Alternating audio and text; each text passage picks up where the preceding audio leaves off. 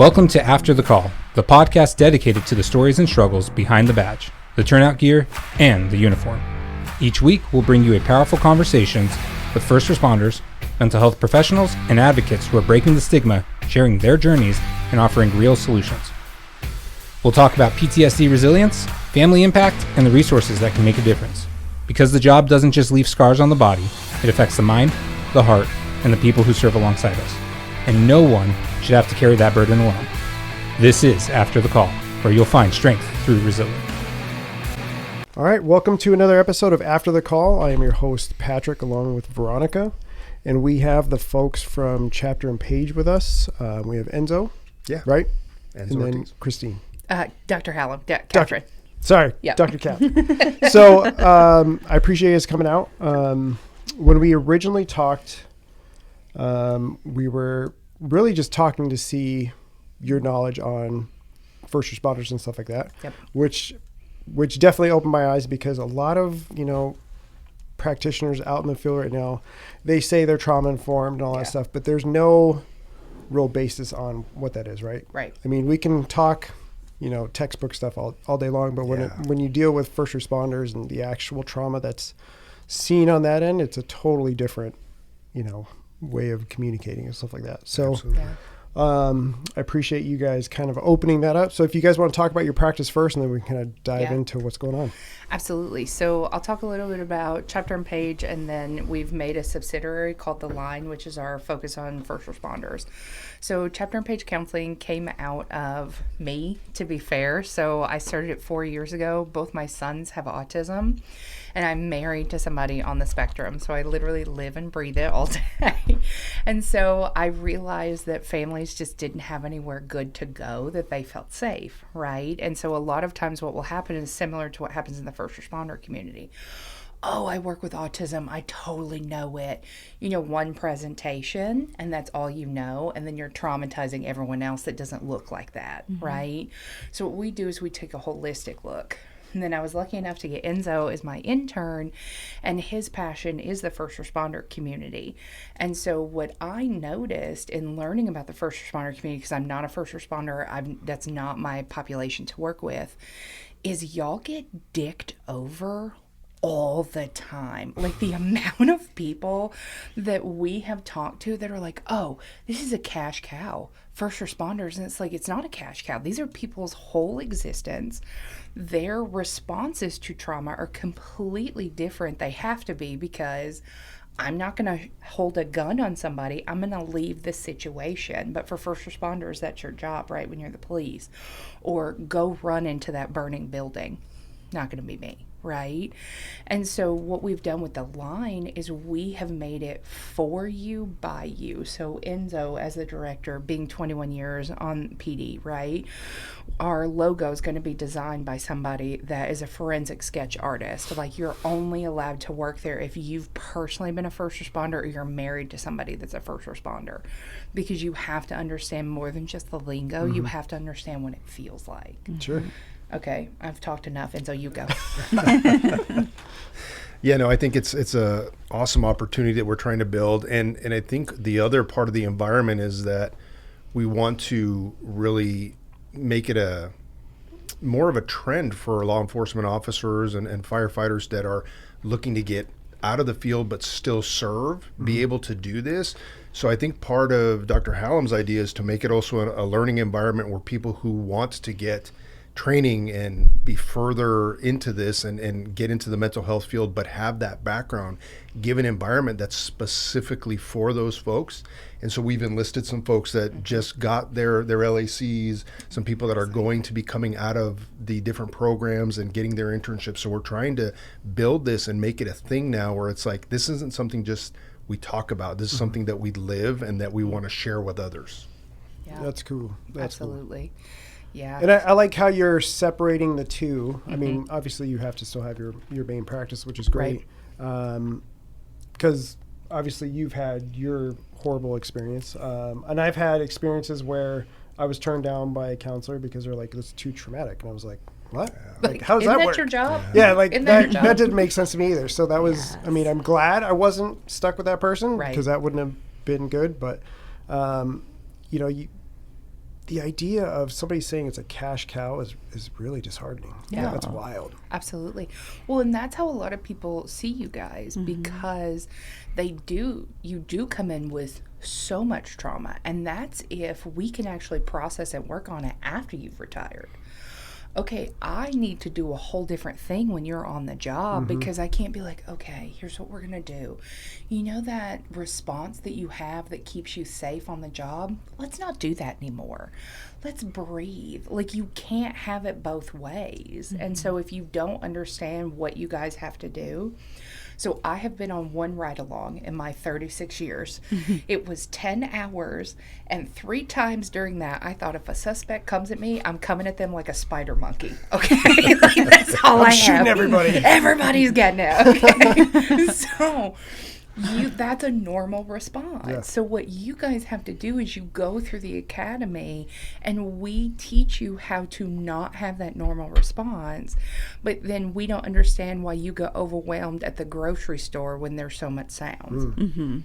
Well, no shit. Of course you get overwhelmed, because we've trained you to be overwhelmed all the time. Yeah. Right? So I think that's part of it. And so they see you guys as like, oh, the Craig Tiger or ComPsycher. Oh, they'll pay. No problem. Just keep them in here. That's why they think you guys are a cash cow. That's how it was when I first went through it back in like 2015. It was, everyone was like they were like excited for you. And it was like, what the I'm fucked up. I'm not here because you're so excited to get into it. It's like, you should not be thrilled that we're fucked up. Yeah. It was awful. I hated it. One of the interesting things, I was doing a presentation right before I retired at the PD I was at, and one of the officers who had been on, she's got to be on probably 35 years, and she's just wonderful. And she came up, she's a part of the employee assistance unit. She came up and she says, I love that you're moving on and you're going into this field so that there are people out there who get us a little bit more. And I think we have to be careful too, because just because we live that life does not mean that my experience is the same as yours, right? And I think that's one of the places we can get tripped up. But she made the comment that she was happy that I was going over there, and she goes, I've been to a couple counselors and they keep telling me, well, you just need to get out. They don't understand. Right. I have a drop account that's my goal. I have kids that are still young. I have goals that I still want to meet. It's not about just getting out. It's, can somebody help me to continue through this in a healthy way? And I think that's a good perspective to have as well, that there are people in there that have given their lives and they want to continue doing that. Telling them that just get out is not an answer. Right. It's not an answer. Well, it doesn't solve the problem. Just leaving it does not take everything away. Well, you're also causing some moral injury there too, because when that door shuts, it shuts fucking hard. It does. Right? And nobody's going to look at you again, and unfortunately you are a number. And realistically speaking, the machine has to walk. I mean, it has to continue on, right? It's a speeding train, and as soon as you step off, the train's still going, and you have to accept that.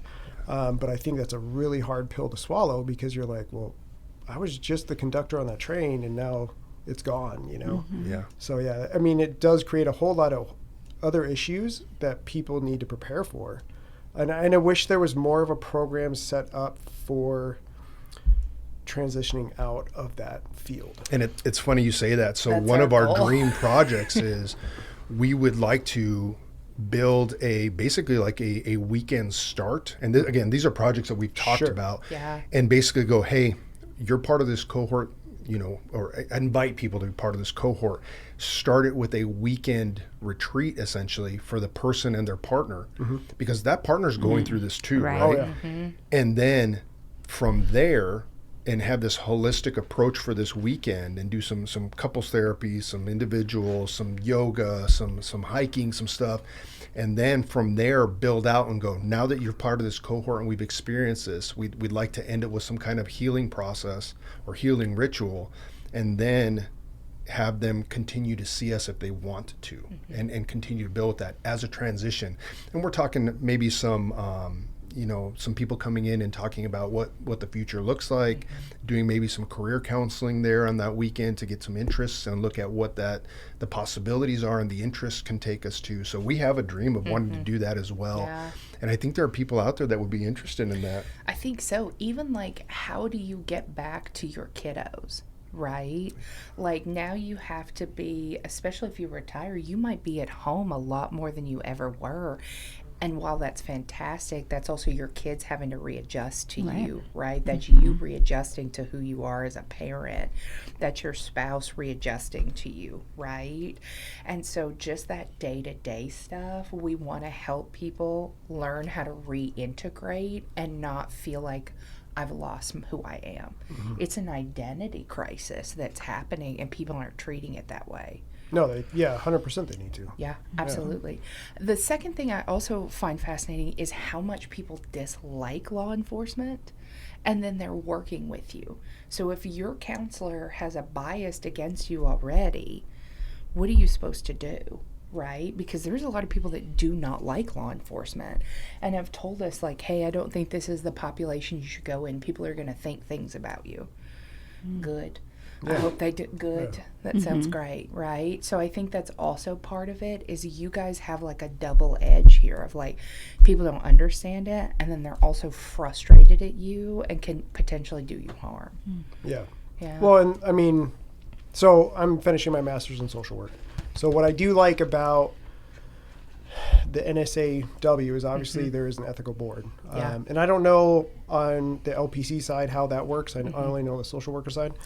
So I do like the fact that, you know, if a bias is an issue, you can definitely pull that flag and say, hey, you need to get checked. Yeah, which is nice. And but on the LPC side, I'm assuming it's the same. Hopefully it is, or similar. A little bit. So we are not allowed to just refer somebody out. The only time, and it depends on the state you work in. So in Tennessee, you're allowed to refer them out if they have a lifestyle you don't religiously agree with. Okay. But most of the time, no, we're asked to kind of just check our bias and work with whoever comes in our door, which is terrible. And social work is fantastic if they self-report their bias. Sure. You know, and I think that's also the second part, is there's also a societal interpretation of who first responders are, right? So then it's like, okay, now you're beating society. Are they doing their ethical standards? And then do the ethical standards even understand, right? Because like, I'm not qualified to work with a first responder. I know how to do trauma. I know how to do all this stuff, but I'm not going to get it the way that you need me to get it. Sure. Right? And I think counselors need to start saying that. That's not me being a bad counselor. That's me being honest. So getting back to your statement about the counselors that don't like first responders, are you thinking it's more they're paying attention to like the echo chamber and just stuck in that? Very or much so, yeah. Is it because they were individually involved and now some dick cop gave me a ticket, so now I hate all cops? To be fair, I think it's an echo chamber more than it is just an individual experience personally, because I think there's a narrative right now, right, of who first responders are, and I think that's really hard to beat. Yeah. All right. That's fair. Yeah. And I think that's part of it, is that societal influence. I also think that there is the sentiment of, because I hear that out there, well, maybe I can fix this problem by coming in and counseling correctly. It's like, no, that's not how this works, right? Like, yes, I'm all for social change and you know, drips in the bucket and all of that mentality, but if we're going to help each other now, it's got to be more about being present. Because I think that's one thing that happens to us is people stop being present for us, and we're constantly giving. And then you take the individuals who leave. And I think the best way for me to describe it recently leaving is the phone stopped ringing, the push to talk stopped chirping, my email stopped going off, right?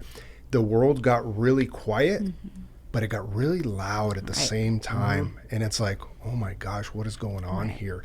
And so being present for each other in that quiet loudness is really important for that transition we're talking about, for those of us that are getting out and trying to move on with our lives. Right. Yeah.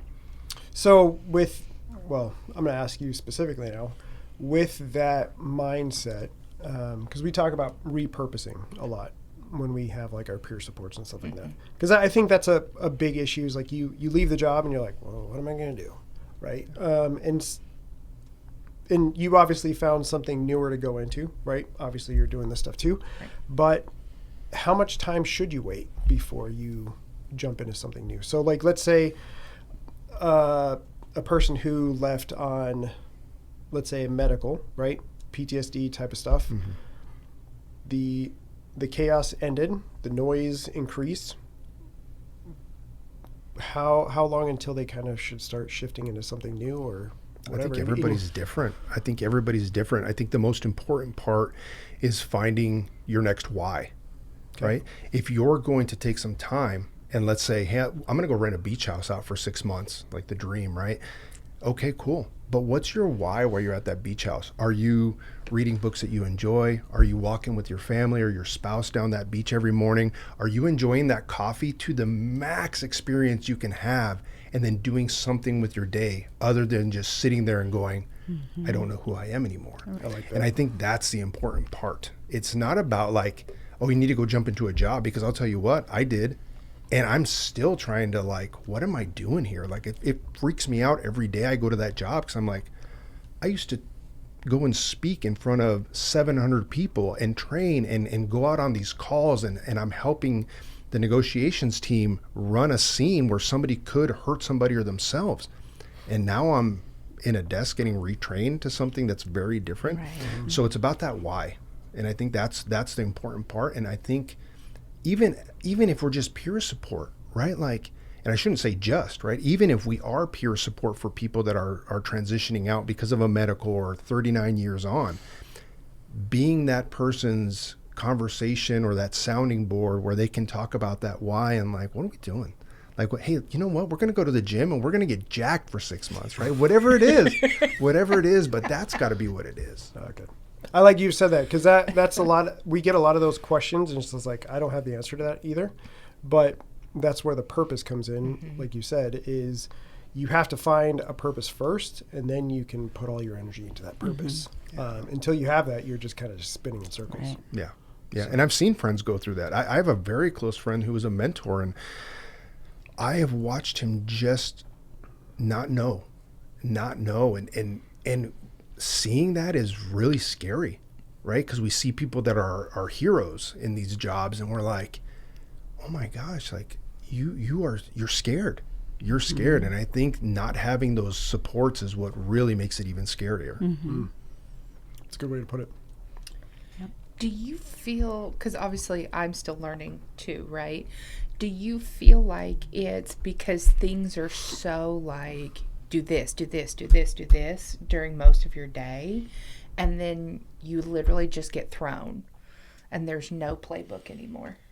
Well, some of it isn't a playbook, right? Yeah. Because a lot of the calls like are just random, right? So a hot call, that's just circumstance, right? So it's not something that we went down a checklist and said, okay, I'm going to go from accident to a DV call and now the shooting, right? Like it just happens. So, I don't think it would be based off of like that type of mentality, because it's you don't have control of a lot of the calls. No. And even when you show up, you're like, I have to be in control. Yeah. But I may not be in control right now. I have to figure out how to gain control and all that other stuff. Absolutely. Well, and to your point, like y'all show up on the call and hopefully you've gotten the information. Maybe you did, maybe you didn't. Maybe this person has been picked up before. Maybe you have stuff. Or maybe somebody has just decided to write something down and now you're at this house, right? Like, that's a crazy mentality to do that every day and then wake up and be like, oh, I don't have to go in and do that. Your nervous system is not even fucking prepared to retire. Yeah. Right. You probably need 6 months to prepare your nervous system to retire. Truly. Well, I like how you talked about the retreat you were talking about, right? Because I've brought this up a few times in the past, and I don't have the right word for it, so I'm going to use the word of off-gassing, right? So when you talk about ancient societies, the Indians, you talk about the Romans, the Greeks, all these like elite soldiers back in time, they would have an off-gassing process. You were the warrior, now you're going to be the guy tending the fields. Right. But before you do that, you have to do this ritual or you have to do this process or whatever. We don't have any of that. No. So you're, hostage negotiator one day, and now you're checking out bags the next day, and you're like, I don't know if I can do this because this guy's looking at me crazy. So how do I not just like rip his head off? So Yeah. So I do like that you guys are talking about that, because we have talked about that a lot. Yeah, and I think it would be just an amazing thing to see that spread and to people to be able to realize how important that is, because even for folks that are, let's say that they have a good social dynamic and they've got a strong family, they're still going to experience those changes and those stark changes, and having that process, that sense of I'm kind of renewing myself, I think is important. And I think it's good for us to reimagine ourselves too, because I'm sorry, I don't care what they tell you in the academy nowadays, don't make this your identity. We all do it. We all do it. We go and we just accept it, and it's part of the culture. And I don't know how you change that on a fundamental level, but anybody who tells you, you just need to not make this part of your identity, like, come on, you haven't done this job then, because there are days when you walk with pride and know, like, man, like, I'm really making a difference out there. And there are other days where you're like, what am I doing? Right. But I think that the standard person doing first response, they identify with it, and it's very hard not to. You go into the field for a reason. I mean, you didn't just say, hey, I want to do a job and I'm here, and all of a sudden I'm running and gunning. But I think it's definitely seasonal, right? I think, I don't know, we talked to somebody, and there's like this 5-year flow, like ebb and flow of like your first 5 years, you're all about kicking ass and taking names. And the next 5 years, you're all about like kind of sitting behind the scenes a little, not being the cop, but still being like a badass cop. And then, it's like these weird cycles. Yeah, so. they exist. Yep. They really, and 5 is such a good number. I mean, you all know, it's that, like, that's where you start to get a little bit, maybe sometimes too confident, and now, or you're almost sophomoric. And the 5-year is a true thing. Yeah. That's so interesting that you guys go through such an identity, like so many different times. You probably go through it like, now I've decided to join. Now I'm out of the academy. Now I'm 5 years in. Now I kind of know what I'm doing. If you go to a it's probably like this constant readjustment of who you are all the time. Yeah, that's so interesting. Yeah, I just saw my nephew graduated from a police academy recently, and I'd seen him obviously beforehand, and just the way that even he stood now that he's done with it is entirely different from the like uncertainty of like, oh, I'm getting ready to go in, and now he's like, oh, he's ready, and it was just an entire different shift in his whole look. Absolutely. That's so interesting. Okay, so again, as we talk, I'm just kind of thinking, so I wonder if that's why it's so hard though when you come out, because it's like you've probably already shifted your identity 13 times by the time you retire, and then you're sitting across from a counselor who's like, well, you've retired. What do you want to do now? I fucking don't want to do this again. I want to just be who I am today, and 15 years from now, I don't want to do anything else. So I wonder if that's why it is this like frozenness of like, what do I do now? Yeah, maybe. Because there's always a plan, a next step, a next level. And then the next step is what? Retirement, sitting at home? And it sounds great until you're there, and it's like you said, that quiet nothing. There's nothing happening. And you sit there and you're like, I'm not going to do anything. It's torture. It is. Torturing yourself. It is. And that's, that's that weirdness, right? You're sitting there and you're like, I need to go, we avoid Walmarts, right? And I'm like, I just need to go walk around a Walmart or something. It's get me out of this house. It's because we're so used to the chaos, right? We're always in it, listening to it, looking out for it. And then when you're there and there's no chaos, it's like, so interesting. Yeah, absolutely. I think that chaos you're talking about, and it's funny because I was driving last night, and I'm sitting there and I'm thinking, I'm like, man, maybe I just stop and get a beer or something, right? Like, and I realized for years, I never used to think like that. Because I was on standby all the time. We all know that, right? You're going to get called out. You can't do that. Right. But I also started to think about, I don't have those constant little dopamine hits throughout the day for the DV call or the driving real fast or going to a high risk warrant or whatever it is. Now I don't have that anymore. Right. And so now I'm looking for like, where I'm going to get that. Right. You're chasing a high from something. Yeah. Getting that high. So now it's like bad habits. That's your tattoo. See, you're chasing a high. You're getting a new tattoo. Yeah. You're like, I need something. That's I need different. something. Come on. That's you need something. You're needing tattoos something. are different than like Well, come on. You got great ink. You got great ink. I appreciate it. Okay, so to your point, actually what we understand is tattoos are comorbid with trauma, and you can handle more pain the more trauma you've been in, and you do crave like the dopamine hits from the tattoo. So I agree to that to a certain extent. Yep. But like when I first left the job, like I wanted to change my look. Yeah. Right. First thing I did was get my nose pierced. Love it. Yep. I love it. He Hey, started look. wearing his I earring. started wearing my earring. Literally, day 2. Like, But I literally had, my septum pierced. Yeah. And I That's was like, awesome. what the fuck is wrong with you? I'm like, I just need to like look different for a little. I Even love though it. I look like a I cop. love it. Yeah, you still look like, you look like a cop love with a how nose she's ring. Like, no you still have the RBF and stuff like that. Yes. So, but yeah, I get it. You want to change, but it's like to the point that you're trying to bring up is like if you start going down the wrong path, you're going to take really bad habits, alcohol, drugs, a sex addiction. Yeah. You could literally whatever the limits are, you're going to go to an extreme. Because we're extreme. Right, Yeah. because we need to feel that rush again. Yeah. But there's ways to get that rush without For sure. And going absolutely. super wild. And that's what these conversations are about, right? Like, let's think about this for folks so that they don't, because I'm being vulnerable here. Like, this was my thought last night at 9 o'clock driving home. I'm like, man, I'll stop and get a beer. That's not like me. But here I am thinking that. Yeah. So can I ask, did you get a beer? I did. Good But for that's you, okay Enzo. though. Good But for that's you. okay. I only right? had Yes. one. I only had one. Good for you, Enzo. keeping it keeping it within a healthy limit is totally okay. Yeah. It's when you go to that extreme. But recognizing it, right? Yeah. Like that impetus People to don't stop and go to a bar. I didn't go to a bar, but that was there. That was there because I'm like, I'm bored. Yep. Yeah. right. Well, because your nervous system is literally primed for dopamine. So it's very similar to like ADHD and how they have the impulsivity. And then the amount of first responders I've met that have ADHD, staggering. No offense. Okay, y'all all got a sprinkle of that. So, you do. Y'all all have a sprinkle of it. I don't care.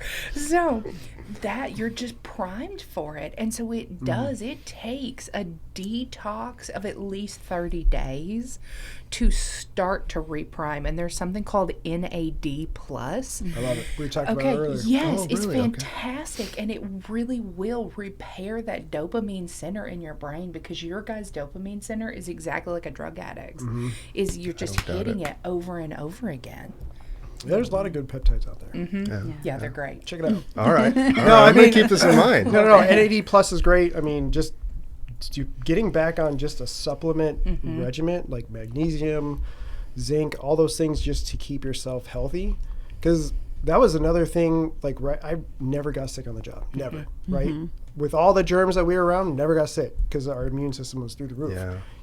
Done doing the job, I get sick like my first year. I was That's like, what the wild. fuck? Yeah.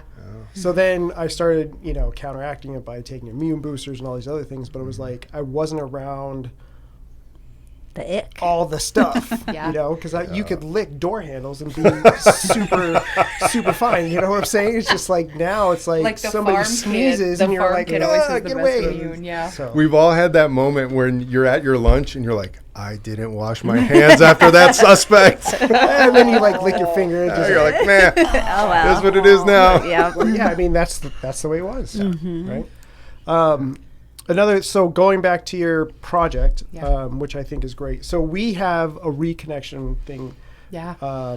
for first responders with Love it. kids. Yeah. Because that was a big thing for us is, yes, we have retreats for officers. We have retreats for husbands and wives. We get all that. But there isn't that connection with kids anymore, right? Right. Because, like you said, officers or first responder is now at home. So now they're always home. Now they're going to start nitpicking everything at home, right?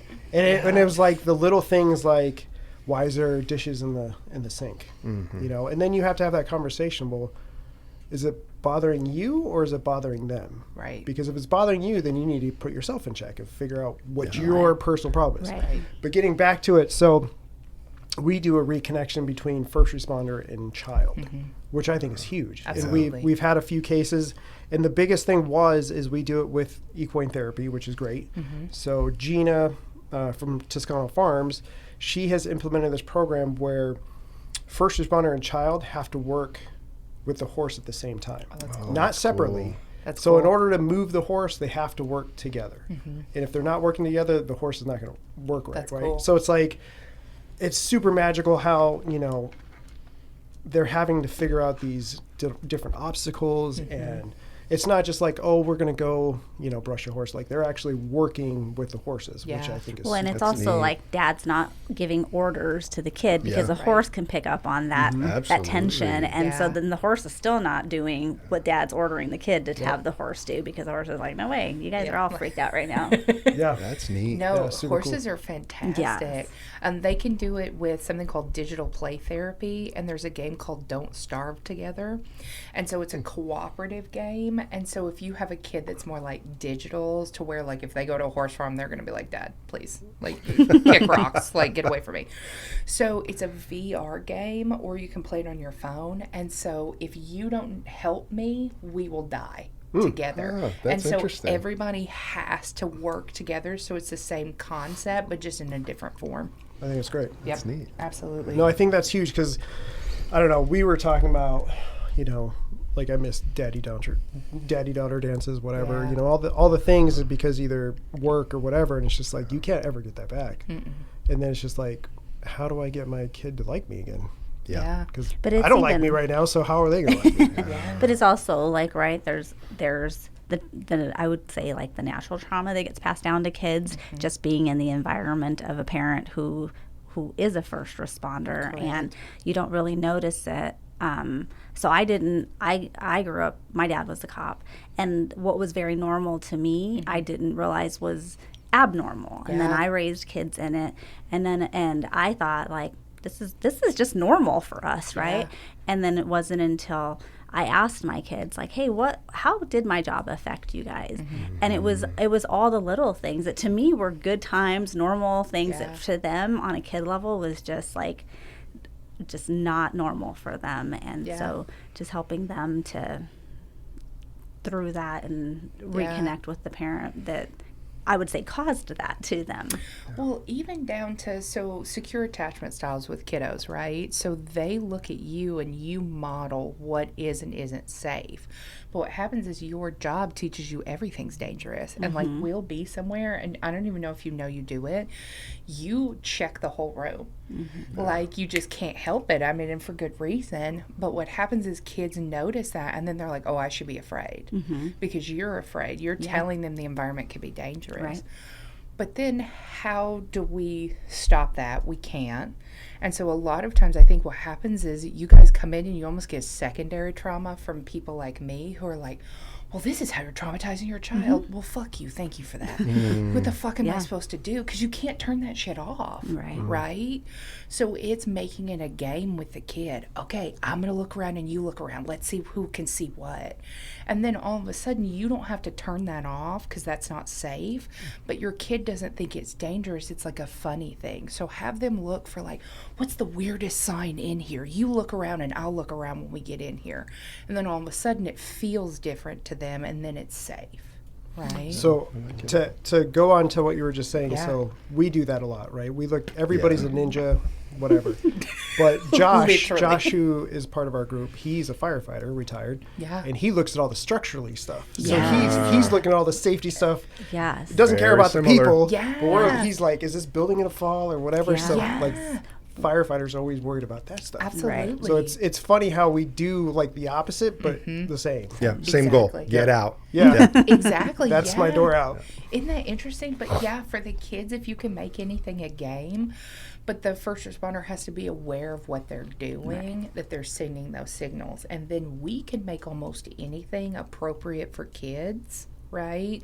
So there's ways that as a unit we can figure it out, right? And so for first responders that are listening, like, I think a lot of them don't want to come because they're afraid we're going to be like, oh, you're a fuck up. Here's all the ways that you're doing terrible. And it's like, no, man, like, you're just trying to make it, right? You have to come home at the end of the day. I need you to have that. Yeah. Yeah. And to your point, I think it's something to be more aware of, because I think a lot of our kids are afraid to talk to us about this stuff. And the week before I left, took about a week off, burned some time, and I remember my son, he's talking to me and he goes, you know, Dad, he's like, I didn't want to tell you, but every time you put your stupid uniform on, like, it would piss me off, and I hated it, and it would make me sad because I knew you were out late or, you know, having to get up early. And so we don't know that. No, we don't know that it's we're just a affecting them job. like At that. the end of the day, it's like our responsibility. It becomes, you know, everything. This is just what we do. We have to do it, and they see it entirely different. Yeah, to them, it's a ruined Saturday. Right. But how cool is that he's actually telling you that? Yeah, and that's taken a lot. There's too many kids that won't even say that. And I wish they would, right? Absolutely. I mean, that's a humbling moment. It is, because I don't want to put words in your mouth, but I'm just saying, like, me picturing that, if my kid said that to me, I would cry. I'd be like, I was I'm starting so to, sorry. for You sure. know, like, how do you fix that? You can't fix it. Right. No. Yeah, and now's the time to rebuild, right? Yeah. And here's the thing: he wouldn't say it before. Right. It was when he knew I was coming out. Yep. That's awesome. That's huge. I think that's rad. But there are always ways to rebuild, truly. Like, there's very little situations that you can't rebuild that bond, because naturally kids want the bond with their parents, right? So coming in and like, hey, I'm retiring. Hey, I probably have 10 years left, but I still want my kid and me to have a good relationship in 10 years. How do we do that? There's ways that we can work with it. So with that being in mind, would you say that we should look at rebuilding or making up for lost time? Rebuilding, because there's no way to make up. That. There's just no way, and you have to own that. You can't be like, hey, this Disney trip totally makes up for your kindergarten graduation. Like, it's not equivalent, Right. But the goal is at some point to have more I was there moments than missed moments. And I wanted to set that realistic, you know, standard, because sure. I think a lot of people are like, oh, I need to make up for all these years of lost. You can't. Right. You lost it already. And the kids read you that. can make Yeah. new memories. You Correct. can make all the new excitement stuff. Yeah, because if you try to say, oh, I'm making up, it's going to make your kid mad. Because they're like, fuck you, you can't make up for that. I was Right. depressed about that. And then it's also like, if you're not coming home with horrific like trauma from the day before and you've completely disassociated, there's people we've talked to that's like, I probably haven't talked to my kid in 2 weeks because I just physically, when I come home, I can't handle anything. Right? Like, we have to make space for that person and not shame them for that. Yeah. You know, like, we just have to. That's Yeah. awesome. Good. I'm glad you said that. Yeah. I think there is a lot of grief and shame and just fear involved in all that, especially when you're separating or, you know, big changes, whatever. All right, so I have a question for you Go. two. Now, I know you're not a first responder in any way, shape, or form, but I'm going to ask you this question. Go. So a topic that I brought up during peer support is we have first responders that train super hard on the job, right? Everything's a danger. I'm a gunfighter all the time, right? When you leave, instead of changing that mindset of me being a gunfighter all the time, you can still be very proficient in gun tactics, skills, all that other stuff, but you don't have to live that life of everybody's in a danger to me, right? Yeah. So how do you change that mindset? Because I think that's a huge thing for people that can't transition properly. Yeah. And they live that for too many years. Yeah. Okay, so I'll say my uneducated answer, and then you say your educated answer. Okay, so my uneducated answer is we have to get them the dopamine hits, and we got to change it. So now you are going to iFly, and you're learning how to skydive. Like, we can't just cut that off. We have to give them a healthy outlet and slowly move them back out of it. So if your nervous system is set for that, then we're skydiving, we're rock climbing, we're doing stuff, and I'm going to try to have somebody close to you do that stuff with you. So now we have a support system. Or we would have a therapist go with you and rock climb and whatever and try to get you down until we could get your nervous system kind of middle of the road, and then we would start therapy and try to walk you out of it. But there's no way to just overnight. That is truly why people are sitting staring at weapons, because they cannot stop it and they feel like they lost who they were, and I'm no longer a good person. I'm no longer important or valid. That's my uneducated answer. Okay, you go. No, and I agree with that. I think there has to be some kind of healthy sublimation, right? Like, what can we find? The problem becomes is we don't plan for that. Nobody teaches us that. Nobody talks to us about that. So it's, okay, now I'm not clearing buildings and doing CQP all day. Like, what am I doing with my day? What am I doing with my week?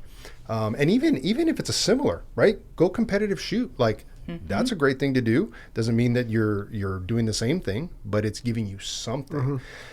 But I think it's much harder to just sit there and not have a plan. And I think that's where the support comes in. You know, not just ignoring it and being like, when it comes, because we all know those officers that have done that, and now they feel like the dog that's been, you know, put out to die, essentially. And we don't want that. We don't want that for anybody. But there's a lot of people out there feeling that probably right now, you know. And so finding that healthy outlet, finding that healthy transition, you know, and maybe it's not even something that's a similar. Maybe now it's the rush of, I'm going to plan these trips with my family, but having a mindful purpose. Even down to, what was that country? It was like Poland or something. And there was that guy, he was like 50 years old and he had just started training and he won like a silver medal at the Olympics. And like everybody has all of this gear on and he's just out there and just shot. And he was amazing. And everybody was like, that's John Wick. That's what I imagine. That's what you need. You need that moment of like, okay, be John Wick, but like for the Olympics, you know? Yeah. No, I agree. Cause, you know, we have a lot of first responders that leave the field, and the only thing they're missing is literally their outer carrier. You know, like they're still fully carrying everything, and everything is a danger, and you have to be able to quiet some of that noise. You can still pay attention to danger, but not everything is a danger. Yeah, you know what I'm saying? Like, I mean, if I was living that life, you guys would be a danger to me, right? Yeah, so, absolutely. And we can't live that way. We have to be able to quiet that and still pay attention, be cognizant, but that'd be crazy. But I think that's got to be hard because the reality is, like, okay, I know as a therapist, I can talk to, and you probably have this experience doing social work, we can pick up on what's going on. You know, like, I've been doing this over a decade, so when somebody talks to me, I'm like, oh, there it is. Okay. You know, you just like, so you have to still know when people are dangerous, and you're just like supposed to walk by them at Walmart and not notice. Yeah, no, it's how it's could you tough. do that? It's tough, and you all have experienced this, right? You're in that crowd, and all of a sudden the crowd gets big and it starts to encroach on you, and that thing that, and you're like, I need to get out of this hallway, out of this aisle. That thing is still there. Yep. And I don't think that'll ever go away. That No. will never go away. It's just learning to go. To not react to it. The or store is too overreact full to today. it. Yeah, not overreact or avoid it. Hey, Target's looking really full today.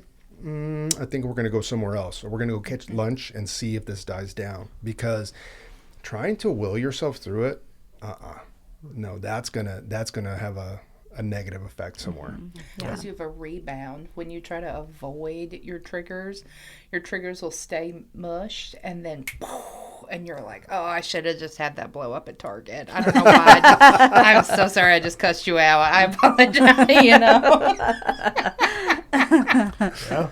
I mean, I've had a lot of those conversations. Yeah, absolutely. Not proud of it, but yeah, it happens. But I do think that we also, for the spouse too, like you said, like, they're getting out of it. Like, they might lose friendships, right? Absolutely. They might have to change. You and them now have to figure out how to be spouses in this house. Like you said, why are the dishes in the sink? And she's going to be like, you have two hands. Thank you so much for that, right? You've been home all day. Exactly. Like, why are you looking at me, right? I'm having an existential crisis here. Literally, but it is. It's one of those of like, maybe that's why he's being a jerk, right? Maybe that's why she's isolating. Is because she's trying to figure out who she is, right? Yeah, absolutely. What other projects do you guys got going on then? So right now we accept Craig Tiger. So if you have Craig Tiger, and I have a whole thing about Craig Tiger that I will go through in a minute. Right. Can I just say, what the fuck?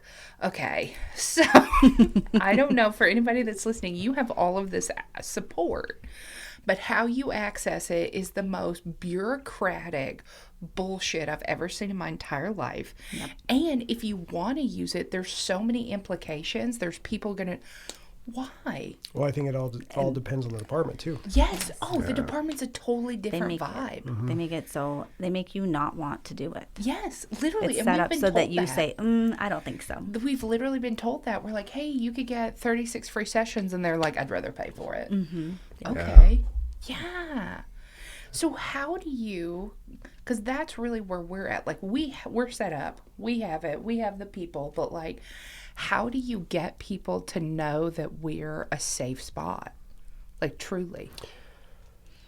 Being vetted is a huge thing, right? Sure. I mean, having people listen to a real conversation is huge, right? Yeah. And that's why I said, when I started, I'm like, having that conversation with you guys, it opened my eyes that you guys are decent people and you guys know what you're talking about, because we've talked to other folks and we're like, we're good. Hey, I appreciate your time, but there's no way I wouldn't send my kid to you. Like, there's no way. Facts. But the problem I'm seeing, especially within our immediate area with our big cities, is you have a difference. Like the agency I went to, or I'm from Mesa, right? My agency was totally different. Yep. There was 4 criteria. Give them the GO number, the DR number, the case number. If it meets that criteria, you're on. Nobody knows, right? It just goes to certain people. Yep. Phoenix, dude, you have to tell everybody. You have to tell. You might as well just tell like carry 6 a people. sign walking Literally, in and say, I'm going to fucked therapy. up. I'm super fucked. Yeah. And then even then you're like, and then I'm not even sure if I'm on it. Sun City's manual says a different amount. They only say 35, not 36. Sun City, call us. If that's true, let us know. Why do you only get 35? But like manuals say different, departments are different, and they just changed it. So it used to be you could just meet the criteria, your therapist, boom, you're out.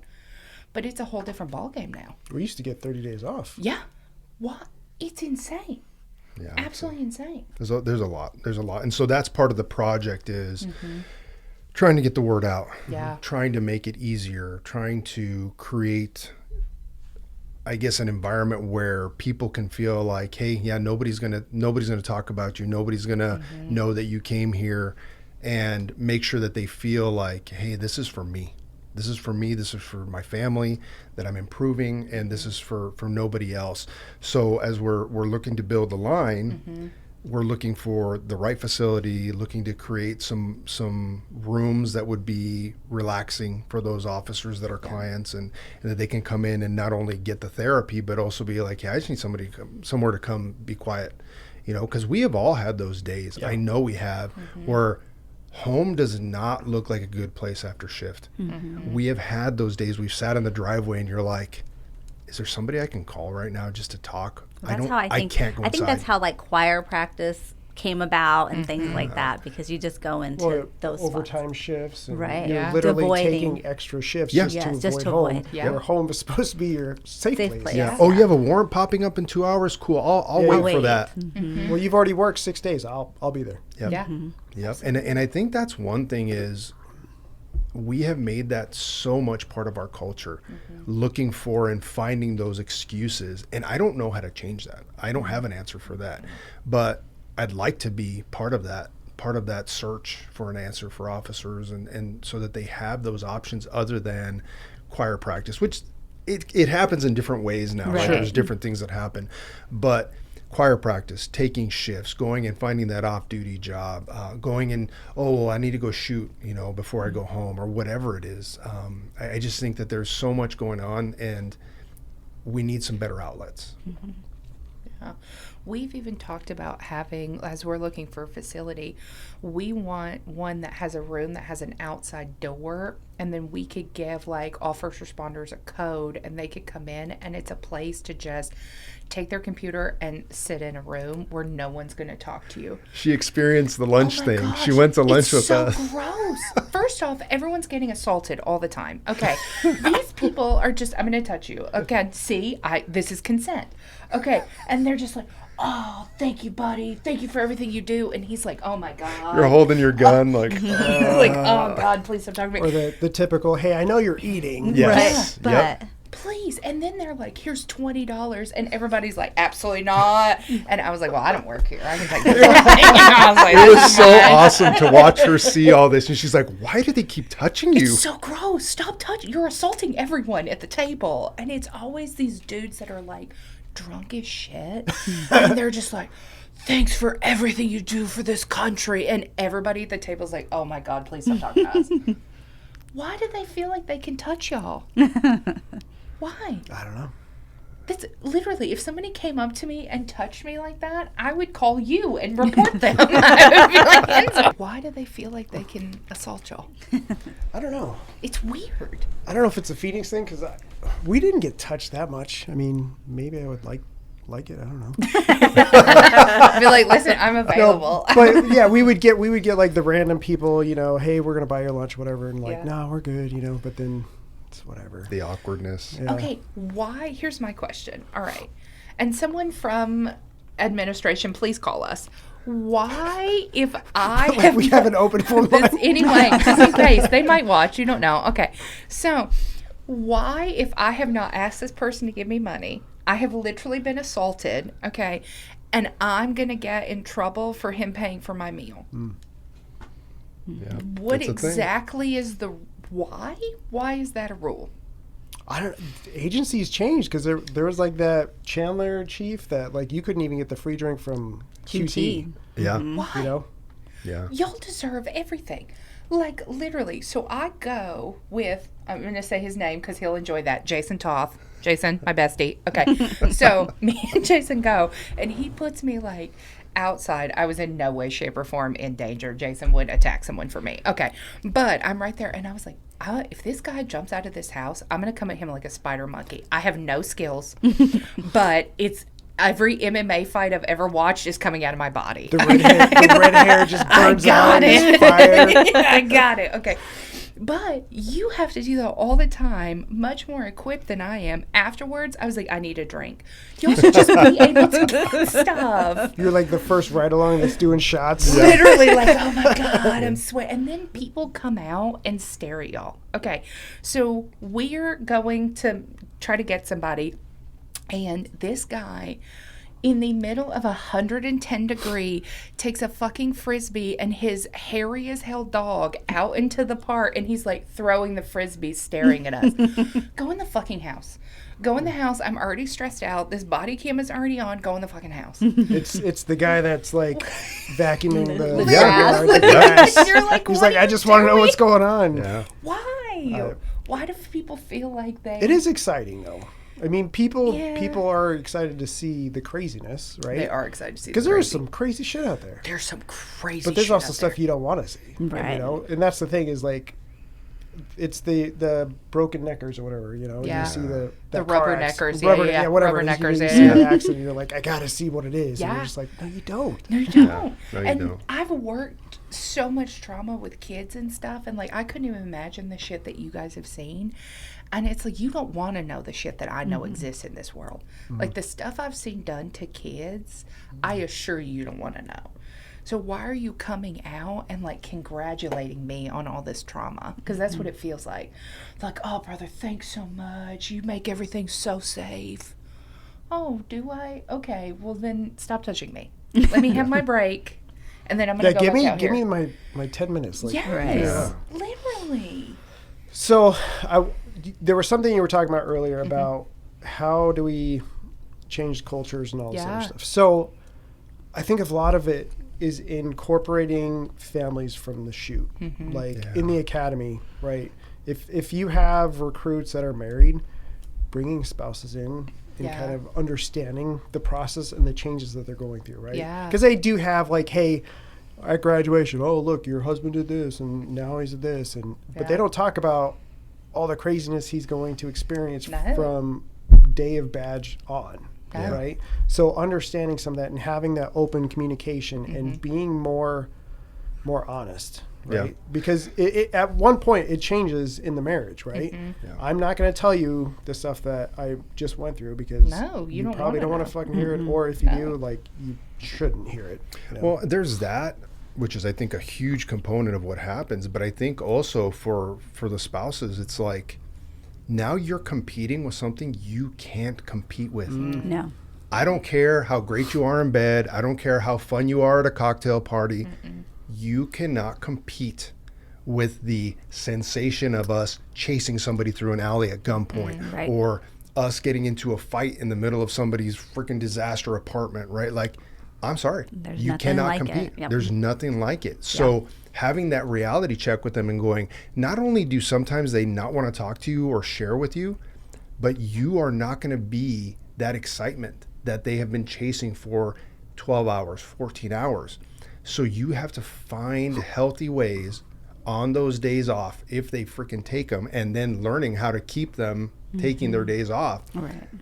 How do we still nurture this when you're out there chasing that? Because like you were talking about before, it is a drug. It is a process addiction that we get into as cops. And so how do you as the spouse still be something for them outside of that? And I also think it would be like, how does that spouse not get angry at your job? Yeah. Not, because I'm sure you guys, I could imagine as a spouse, they're like, you love the job more than me. And it's not really you love the job more than you. It's like there's this dopamine hit and you're addicted to it. I got lucky though. Yeah. My wife is a saint. That's awesome. And she took a lot more than I should ever admit to. But she was also, so she was a dispatcher. So she understood a lot of this stuff. And she gave me a lot of grace. Yeah. She gave me way more grace than I deserved. Probably because she understood more. She did. Also because she's a saint. Yeah. Yeah. Because I understand. I was going, No, I I haven't met her, yeah. but I'm Yes. going with that Yeah, one. no, I'm and going, you married it 100%. You know, Yes. and she was a punching bag for a number of years, not physically, but, you know, emotionally. Yeah. And she had to see my darkest. And it's one of those things where I wasn't fair in that at all. But I did get lucky that she understood certain things because I could say a code and she knew what I was talking about. And she, as soon as I said the code, she knew, and she didn't have to ask questions, didn't have to compare, and it didn't become that competition like you're talking about. That's where I think a lot of that understanding from the shoot might make a difference. Absolutely. Because that's a good conversation to have. Like, hey, there's going to be times where you can't compete and you shouldn't try. And if you're going to try, then maybe you need to have these conversations now before it gets too bad. Yep. So I don't I'm know. still going to go with she's a saint. Yeah. Because being on the wife side now and understanding what I know and what I knew as a cop and stuff, like I still have moments where I'm like, this is not okay. And like, you lived it. Yeah, I lived it. Right. And now I'm, like I said, on the other side of that now. And there are still days where I'm like, no, I don't care. Like I see what you're going through. I understand 100% what you're going through, but I do not care. You do not get to act like this. Yeah. But it's also healthy to put your first responder in check. Yeah, absolutely. Like, hey, that's not okay. Like, this is a family unit. Like, you need to, he or she needs to recognize, like, what you're doing.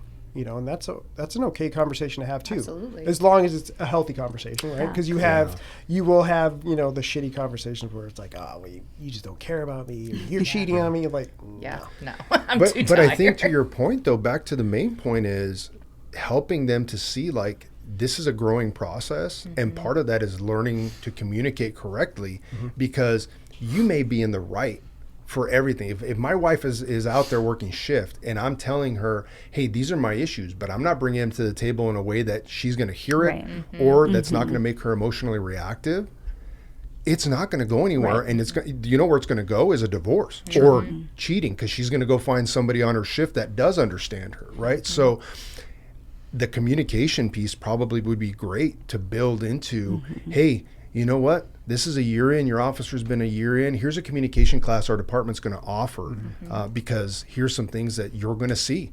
And here's some things that are going to have some really nasty effects if this is how you're bringing your views to the table, which are valid. Yeah. But you need to communicate them certain ways. Sure.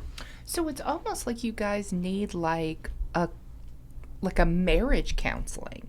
Like, so there's like, so I'm Catholic. So when you get married in the Catholic Church, you got to go in front of your priest or whatever, right? So it's almost like you guys need that when you're in the academy of like, hey, like this is what's going to be required. Like, are you mentally prepared? Because we know this person's going to go through a trauma. Are you mentally prepared to help with that? Or even a coach or something. Yeah.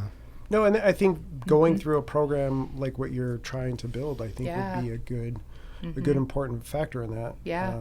Or just check-ins, right? Hey, it's been a little while. Let's make sure everybody's head's still in the game. Yeah. You know, that kind of stuff. Because me being divorced multiple times in law enforcement, right? So I will say my wife's the same, but we've been together for 14 years now. Wow. But that didn't mean like my previous marriages didn't fucking fall. Yeah. So. But that's also a really common thing of what I've understood about first responders is there's a lot of, and I'm going to say this the nice way, maybe we're picking the wrong person. She's talking about me. Yeah, we're picking the wrong person. Or it's just the chaos. I like chaos, and so now I'm going to go towards chaos, right? But is it the wrong person or is it the wrong baggage? Because That's you true. may start out and you can handle the baggage. Yep. But now all the shit that you're carrying is now that baggage is way too much. Yep. So Yeah, your stuff attracts somebody else's stuff. And generally, it's the stuff you don't want to attract is literally what you're like, hey, come here. Come here. I'm assuming that's what happened. But that's okay. Yeah, it happens. It happens. So I mean, funny. it happens to the best of us. No, it does. Absolutely. And again, it's like my nephew, he is in the Army. And the first weekend pass he got married. Did he buy a car? At Bought a Mustang. Bought a Mustang, a boat probably, you know, when they get that first $700 check. I'm rich. Literally, I'm rich. Okay. So it was one of those things of like, his name's Christian. Christian, honey. She's just diming everybody. Oh, I don't care. My sister is stressed. Okay, so I'm putting him on blast. Why? Why would we do that? You know, because it's like I don't forward think because especially when you have PTSD, sometimes you don't even think you're going to make it that long. So it's like you don't even think through baggage. You're just like, oh, okay, this will be great. Let's go. Right? And so sometimes that's really hard, I could imagine. Well, it's like a risk assessment. Yeah. Like, this is low risk. 30% interest. Low risk. Let's go. Running into a building, it's a little less. So. But, you know, that's a great point. I was talking with a buddy of mine who he's a lieutenant now, and he's one of those people that you're glad that they're rising in the ranks, because there's a lot of people we see that you're like, ugh, right? But he's a thinker, and he thinks about people. And he brought up a good point to me. He's like, you know, people are blown away when officers make mistakes that are considered moral mistakes, or they screw up something, you know, and it has to do with maybe a vice. And he goes, but society does not realize we are taking a group of young individuals usually that we're training, and we've selected them because they're willing to go out and do high risk stuff, right? They're attracted to high risk activities. He says, then we're mad when they go and they have an affair, or Really? they do something stupid on a call and they start a fight with somebody that didn't need to happen. We are unforgiving, not realizing that these people at their core are risk takers, but we want to contain that risk taking. And we're surprised when they go out and they take a risk that's outside of what we wanted them to do. It's like, no, this is their personality a lot of times. And yes, by and far, officers are really good at keeping that contained. Yeah. But when they make a mistake and they go take a risk at something that's not optimal, then we're like, oh my God, as a society, like, no, that was par for the course. That should be expected. And that's part of, you know, people. We're human beings that make mistakes. But see, they don't see you as human beings. They see you as this superior thing, but then they also want to attack you at the same time.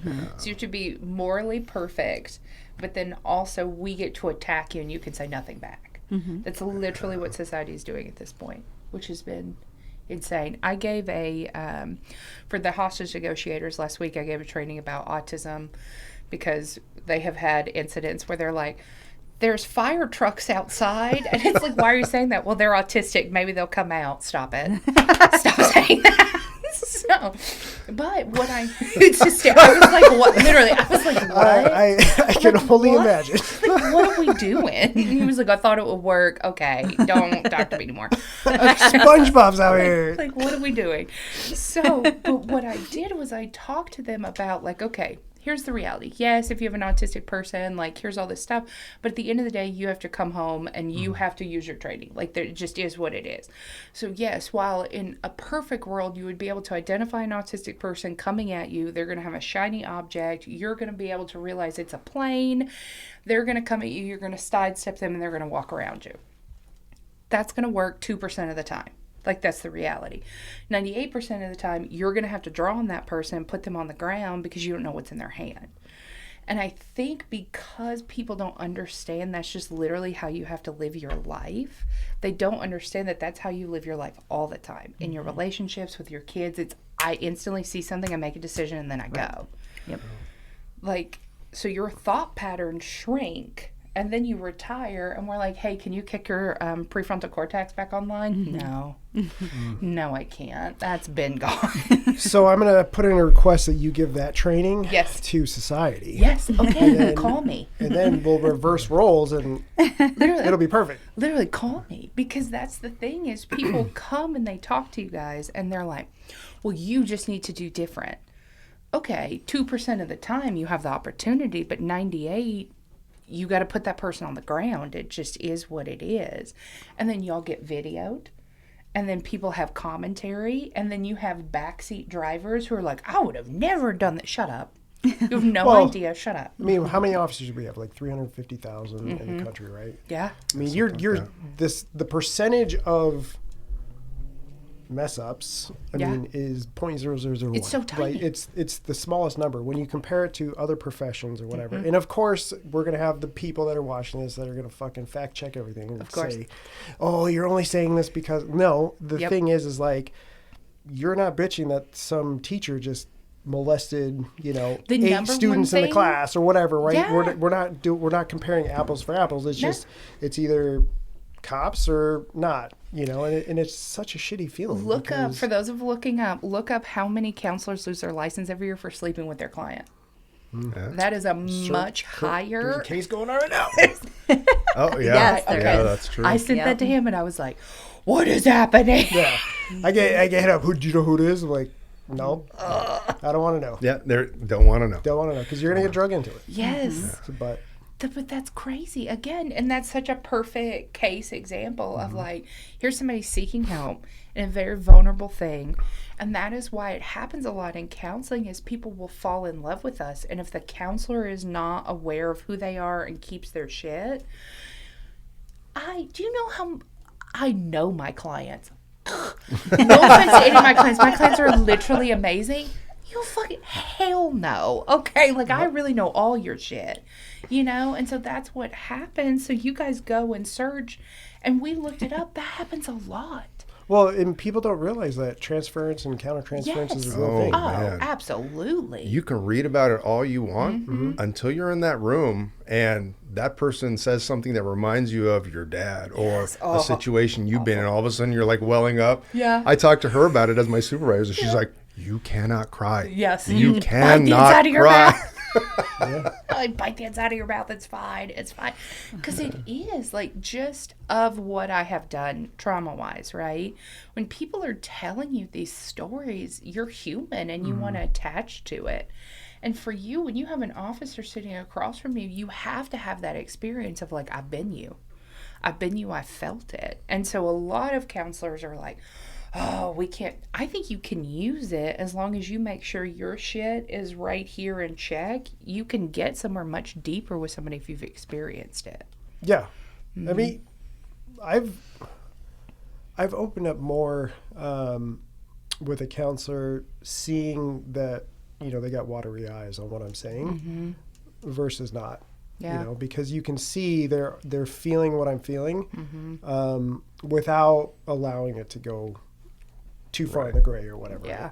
Or the red, however you want to word it. Yeah, because we have had experiences where people are like, well, my counselor, like, cried, and then I felt bad for them. Leave that counselor. Yeah. Please leave that counselor. It's very easy. Yeah. I mean, if you're having this gut wrenching story and they're welling up a little bit, like that's human, right? But if you have to give them, now you're attending to them. Yeah. It's exactly what she told me. Where's the tissue? Are you okay? Yeah. That's wild. Mm-hmm. No, because you should. Counseling done really well, it should feel like you and your best friend, and you can tell that person absolutely everything, right? You should be ride or die with your client. They could be like, okay, I murdered somebody, and you'd be like, I bet you were amazing at it. You know what I mean? I believe in you. Look how cute you are. You know? Wow. I know. My favorite is juvenile delinquent males, and I have been on the stand and been like, Your Honor, listen, he accidentally robbed that liquor store. He didn't even mean it, okay? And it was a BB gun, so honestly, he pinky swore he wouldn't do it anymore. This is why I can't be a cop right here. I dig it. This behavior. That's legit. I don't have anything to say to that. That's wild. I like it. Thank you. Yes, I'm down for my teenage clients, no matter how bad they are. I'll try to talk your mom out of grounding you. I'll call your teacher. Oh yeah, like I'm ride or die with my kiddos. Where were you when I was in school? I probably would have done better. I just love them. I love talking to a teacher and being like, now I know you said he gets up a lot, but I feel like it might be because you're boring. Have you ever thought about changing the delivery? That's good. Yeah. I'm very He's bored honest. with your shit. Yeah. And teachers are boring as shit. It can be. They are. I love it. But I think it's about just, our goal is just to get people to see that that's his thing. Like, well, it's not mine, right? Just because I don't feel like I know enough and I think it would be inappropriate for me to do it. That's what I want to build for you guys, is what autistic kids get when they come to me, where I'm like, man, me and you, ride or die, I get it. And I can look at the parent and be like, I'm not going to say anything ignorant to you, like sleep hygiene. If you're saying sleep hygiene to an autistic parent, shut the fuck up. Stop it. My kid doesn't sleep. There's no amount of melatonin that's going to help that. Okay, and then we also just want spaces for you guys to just exist. Mm-hmm. And then y'all to talk to each other. Y'all don't speak. This is what y'all are like. Hey.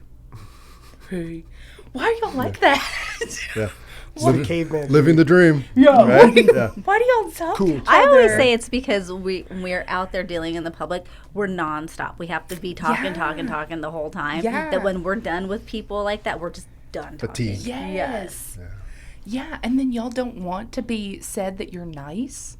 Y'all all have this persona that you're mean. Like, somebody has been nice to me, and I was like, Enzo, this is the guy I was telling you about how nice he is. And he was like, I'm not nice. Don't say that. Don't say that. Why? You be nice. Don't do that. Until it's time to not be nice. Yeah. Roadhouse. Right there. There you go. I like it. The Jake Gyllenhaal one was terrible. That was awful. Oh, so bad. Swayze all day. Oh, Swayze all day. Absolutely. So where can people find you?